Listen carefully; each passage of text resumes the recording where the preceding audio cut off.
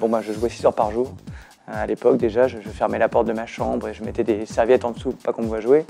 Et voilà, j'ai beaucoup joué, j'ai eu à peu près toutes les consoles de la Terre, tous les ordinateurs de la Terre, Amstrad, Atari, Amiga, PC, tout ce que tu veux. Voilà, tout ça, j'ai tout eu. Et toutes les consoles aussi, Sega, Nintendo, Atari à l'époque, je jouais à tout, CBS aussi. Donc voilà, j'ai beaucoup joué et j'ai beaucoup lu de bande dessinée. Et j'ai essayé de travailler en même temps, mais voilà. Après, j'ai continué à travailler, après j'ai fait beaucoup de sport. Et puis après, j'ai arrêté le sport pour un petit pépin physique. Et comme je ne savais pas trop faire grand chose à part écrire des trucs un peu stupides, des blagues pourries et parler de jeux vidéo, j'ai travaillé dans le jeu vidéo pendant 5 ans et quelques, jusqu'à 25 ans. Où là j'ai commencé le théâtre, où j'ai amené un geek de 40 ans, toujours puceau, au cours de théâtre pour le décoincer. Et puis finalement, c'est moi que le prof de théâtre a chopé en disant voilà, tu vas devenir comédien et tout. Et donc j'ai commencé ma carrière théâtre à ce moment-là, tout en continuant à garder les jeux vidéo. Je fais encore aujourd'hui les jeux vidéo pour le journal de Mickey, pour les enfants, tu vois, où c'est plus simple, quoi. Voilà, j'ai plus comme avant où j'avais besoin de faire tous les jeux en long, en large, en travers pour pas me faire critiquer par les geeks qui lisaient le journal. Salons et tout. Voilà. Ouais, oui, je vais plus à l'E3 depuis, ça fait au moins 5-6 ans que je suis pas allé. Donc.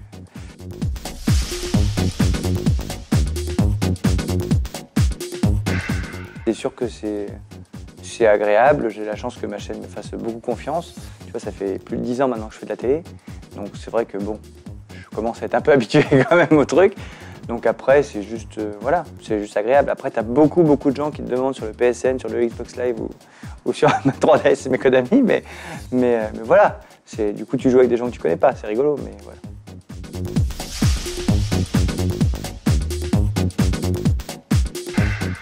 Écoute, en fait, comme moi j'aime bien m'amuser, je pars du principe que, tu vois, dès qu'ils me proposent un truc rigolo, dès que ça me plaît, je dis oui, quoi. Alors après, bon, effectivement, j'ai une proportion assez naturelle à être souvent nu dans les émissions. Ça a commencé très tôt. Je sais pas pourquoi, mais à chaque fois, si tu veux, les gens aiment bien que je sois tout nu. Ils me disent, ce serait bien que tu te mettes tout nu là quand même. Je me dis, bon, bah, si ça peut faire un truc rigolo, pourquoi pas, tu vois. Donc, il y a des choses à montrer. Mais non, en plus, il n'y a rien à montrer, tu vois. Je suis même un peu pudique. Mais bon, là, les gens vont avoir du mal à le croire, évidemment. Puisqu'il n'y a pas plus tard que 2 semaines, j'étais encore à poil dans Inventeur 2012. Mais c'était normal, il fallait tester un banc pour faire l'amour. Donc, je me suis dit avec Sandrine, écoute, chérie, on y va. On essaye. Je pensais qu'ils passeraient jamais la séquence. C'était trop cochon, tu vois. Et ils l'ont passé en rêve subliminal et tout. Donc, bon, ça nous a valu quelques trucs sur Twitter et sur Facebook assez sympas comme commentaires. Je pense que voilà, des images arrêtées, des trucs. T'es content de voir ça fait plaisir de voir tes petits bourrelets qui se promènent, mais voilà, non, mais c'est fort sympathique. Et oui, puis Pékin Express c'était génialissime, tu vois, enfin franchement, ça fait des années que je dis que je veux le faire. Et là, je suis allé en Corée, bon, je connaissais bien l'Asie parce que j'ai vécu 6 mois au Japon, à l'époque où j'étais un gros geek comme vous, et voilà, j'ai vécu 6 mois à Tokyo, et je pensais que la Corée, ça allait être sympa. Pas pareil. C'est très sympathique, Séoul, hein, c'est hyper techno, donc t'es rigolo dès que tu vois des trucs un peu high-tech, c'est sympa. Par contre, quand tu pars dans la cambrousse, qui fait moins 20 degrés et qu'on te demande d'escalader la pire montagne de la Terre pendant 8 heures avec 40 cm de neige, tu as tendance à moins aimer le truc. Mais sinon, c'était très chouette quand même.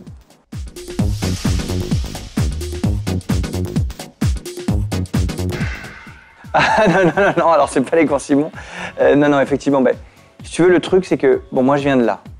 Mon métier, c'est comédien, c'est artiste. J'ai fait beaucoup d'auditions sur scène, devant des metteurs en scène, avant de me retrouver moi-même plus tard, quelques années après, dans la peau du metteur en scène et à faire passer des auditions aux gens.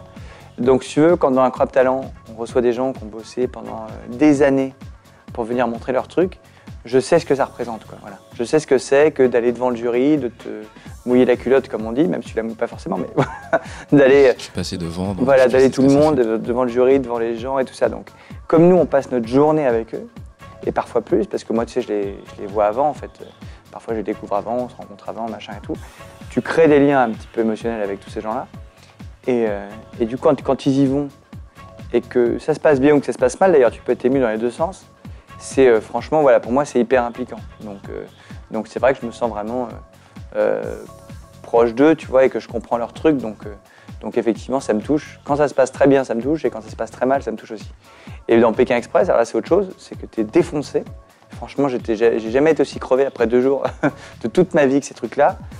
On n'a pas dormi, ça n'a pas été montré dans l'émission, mais on n'a pas dormi du tout de la nuit avec Morta et Loulou parce qu'on était dans une pièce toute pourrie. On a dormi à même le sol, si tu veux, avec les sacs de couchage qui sont épais comme une feuille de papier, donc évidemment ça sert à rien.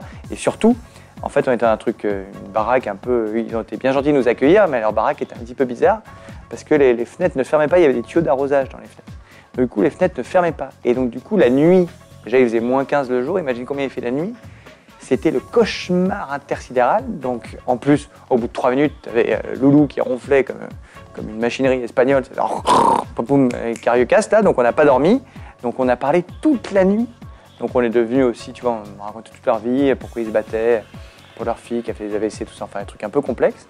Donc, on était vraiment hyper motivés toute la journée, tu vois, pour faire le truc. Et on échoue, en fait, pareil, ça peut être dans l'émission, on échoue pour 10 minutes. Après une journée entière de trucs où t'es défoncé, je te jure, vraiment. Le passif, en fait, qui fait... On a fait tout ce qu'on a pu, quoi, vraiment, on était vraiment à fond les ballons. Et donc, voilà, à la fin, t'es fatigué, tu te rends plus compte de rien. Un peu anéanti. Tu cracouilles, quoi, voilà, c'est tout. Après, voilà, je suis comme toi aussi, tu vois, je considère que je suis pareil à la télé que dans la vie.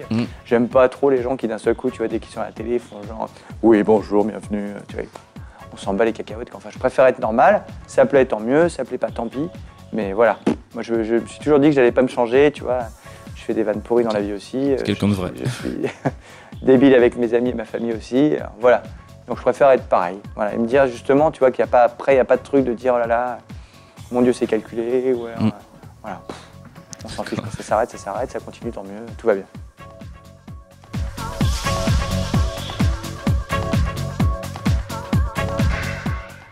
Pas du tout, non, mais alors ça m'a toujours plu. Écoute, donc j'ai fait la météo sur Canal aussi il y a quelques années. Donc non, mais j'ai fait des études scientifiques. Je m'intéresse à tous ces trucs-là. Et puis c'est comme ça que je suis arrivé sur M6 en plus. Tu vois, ils m'ont dit bah viens faire la météo hyper sérieuse. Bon, alors j'ai fait le truc hyper journalistique. Tu vois, j'ai fait une vraie formation en Météo France. J'ai vraiment bien appris mon boulot pour savoir de quoi je parlais quand même, parce que c'est toujours pareil que je déteste faire un truc sans savoir de quoi je parle. Donc j'ai bien appris les trucs et après j'ai essayé de faire ça le plus journalistique possible. En utilisant mon ancienne carte de presse. Donc je suis quand même journaliste, mince. Et après, de mettre mon ton un peu, enfin ma façon de parler, parce que je me suis dit, tu vois, si tous les jours je dis juste il fait beau, il pleut, au bout de 6 mois, ça va me gonfler, quoi. Donc voilà, donc je me suis dit, je vais trouver des conneries à faire tous les jours, tu vois, des blagues, des trucs sur l'éphéméride, tout ça. Donc voilà, ça m'a beaucoup plu. Alors c'est vrai que maintenant, je suis un peu exception mondiale, quoi. C'est-à-dire que je suis à la fois le mec qui fait les gros divertissements de la chaîne et le monsieur météo. Okay. Tu peux regarder dans le monde entier, ça n'existe pas. Voilà. Pourquoi pas? Donc peut-être qu'au bout d'un moment, ils vont se dire c'est quand même un peu bizarre. Voilà, mais pour l'instant, tout va bien.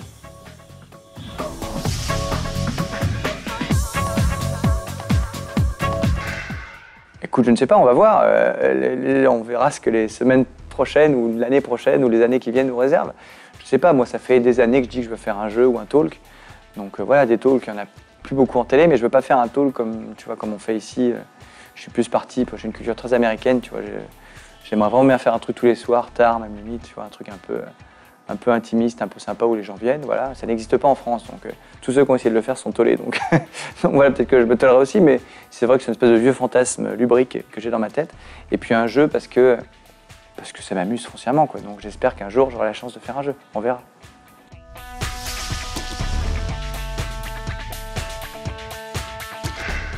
Écoute, par rapport il y avait d'abord l'inventeur de l'année qui est vu il y a 5 ans, qui a été présenté par mon poteau, Stéphane Rothenberg, qui n'a pas pu le faire parce qu'il était sur Pékin pendant qu'on a fait l'inventeur. Donc l'idée c'était de refaire un peu la même émission, c'est de se dire on va chercher les fous furieux, quoi, les géotrouve-tout qu'il y a en France, ou les gens qui ont des idées un peu farfelues, et on va changer un peu le concept en mettant un panel de consommateurs. C'est ça la vraie grosse nouveauté, c'est que tu as un panel de consommateurs derrière une vitre teintée. Donc le mec qui présente ne voit pas leur tête ou leur réaction, parce que la cage est aussi insonorisée là où ils sont, donc on n'entend rien. Et puis eux-mêmes, tu vois, commentent les inventions en direct. Et c'est un peu du coup le regard du téléspectateur, quoi. C'est vrai qu'ils disent des choses que nous, on n'oserait jamais dire, tu vois, en disant mais que c'est que ce truc de merde, ou alors, tu vois, des idées qui ne nous viennent pas à l'esprit parce qu'on n'est pas maman, parce qu'on n'est pas retraité, parce qu'on n'est pas jeunes, on n'est plus jeunes, voilà, tout ça. Donc ça, on a ça dans le panel. Et du coup, ils ont leur vraie réaction. Voilà, c'est la vraie différence. Et le jury qui n'est pas le même. Et donc, Sandrine et moi qui remplaçons Stéphane, qui n'était pas là.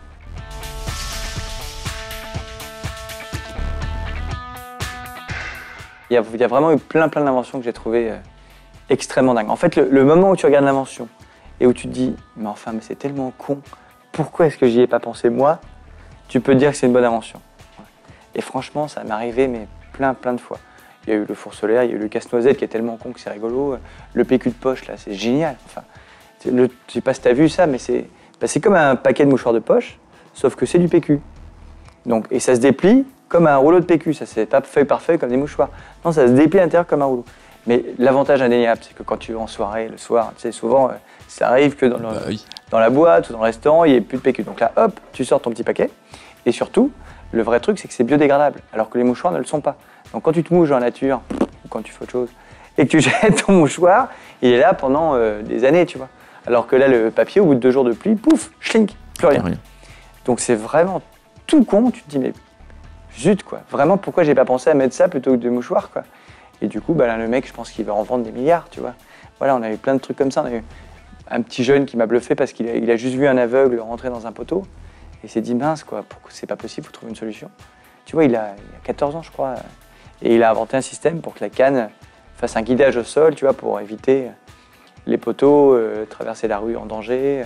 Donc c'est fou de voir des gamins, tu vois, qui sont juste complètement altruistes parce qu'il n'a aucun problème et qui disent juste, tiens, je vais essayer de faire un truc pour aider mon prochain. Ouais. Tu vois, on a eu un autre qui a inventé un moteur qui marche tout seul, un autre qui a inventé un panneau solaire pour l'Afrique qui se met que tu accroches à ta voiture, tu vois, avec une petite carriole et hop, qui se déplie et qui gère l'électricité. Enfin, vraiment, il y a eu des trucs où tu dis waouh. Souvent, quand c'est les enfants, c'est waouh. Et quand c'est les adultes, si c'est une idée vraiment géniale, tu te dis, voilà, il y en a un, il a fait un four solaire, c'est tout bête, ça se déplie, quoi. Tu prends ta petite mallette et tac, tac, tac, en 2 secondes, c'est déplié. Tu le mets au soleil, ça fait chauffer tout ce que tu veux, mais vraiment super bien. On a fait le test pendant l'émission. Et c'est, tu vois, pour ton jardin, pour tes promenades quand tu vas en camping. Ouais. Enfin, pratique, quoi. Voilà, donc dès que tu te dis, merde, c'est vraiment génial. Voilà, la poignée anti-pincement aussi. C'est tellement con. C'est une poignée de porte, si tu veux, et ils ont juste rajouté un petit bout ici, comme ça. Ouais. Ce qui fait que quand tu ouvres la poignée comme ça, évidemment, tu peux l'ouvrir puisque le petit bout qui bloque la porte va se lever comme ça. Donc tu peux tirer la porte. Mais une fois que tu as ouvert la porte, ça se ferme comme ça, se remet comme ça. Donc du coup, quand tu vas fermer ta porte, eh ben, ça ne rentre pas. Et ça t'évite de te coincer les doigts. Tu vois, c'est tout bête. C'est juste un petit truc rajouté à la poignée de la porte. Tu te dis, mais comment se fait-ce, sans jeu de mots, sans truc cochon, comment se fait-ce que personne n'a eu l'idée avant, quoi. Voilà, donc là, c'est parti, c'est déposé. Je pense qu'ils vont se faire des millions aussi. C'est comme la première année, il y avait un monsieur qui avait inventé un truc pour s'épiler au laser, enfin à la lumière pulsée, tout seul chez toi, quoi. Ce qui t'évite d'aller au salon, payer 3 milliards d'euros. Ce que tu as fait sur ta tête, tu vois, toi tu t'es bien épilé au laser. Ça a bien marché. Et voilà, bah là tu peux le faire chez toi. Et c'est le monsieur qui a été 2e de l'inventeur de l'année il y a 5 ans. Et maintenant il est multimillionnaire. Son produit se vend dans 50 pays, je crois. Enfin, tu vois, donc c'est ça qui est vraiment intéressant, quoi. C'est te dire on donne une chance. Donc si on veut gagner des sous, faut passer chez vous. Faut venir me voir. Voilà, l'incroyable talent, l'inventeur. Okay. Le bêtisier, vous gagnerez moins de sous, mais si vous avez des vidéos rigolotes, envoyez-les quand même. Voilà.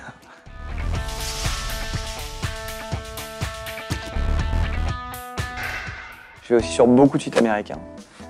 Voilà, je vais en France, je vais sur Clubic en français. Bon, maintenant je vais aller sur Geekment Correct parce que sinon je vais être ridicule. Donc j'irai chez vous aussi. Mais non, mais je fais Clubic, Geekment Correct. Et puis aux États-Unis, tu vois, j'en fais plein. Gadget, CNET, tous les sites de jeux vidéo de la Terre. Tous les matins, c'est la première chose que je fais quand je me réveille. En fait, je suis dans mon lit, je prends mon téléphone portable. On va pas dire la marque, mais voilà. Je prends mon téléphone et je vais dans mes favoris voir tout ce qui est actualité high-tech. Tout ce qui se fait. Tout ce qui se fait, jeux vidéo et techno. C'est vrai que voilà, si tu ouvres le contenu de mon sac, si tu veux que je vide mon sac, on va rigoler, hein, mais c'est un peu n'importe quoi. Enfin, tu vois, il y a mon MacBook, il y a mon iPad, il y a ma PS Vita, voilà, tu vois, et il y a aussi ma 3DS, voilà. Donc il y a tout ça dans mon petit sac. Tu vois. Et j'ai ça toujours sur moi, comme ça dès que j'ai une petite pause, tu vois,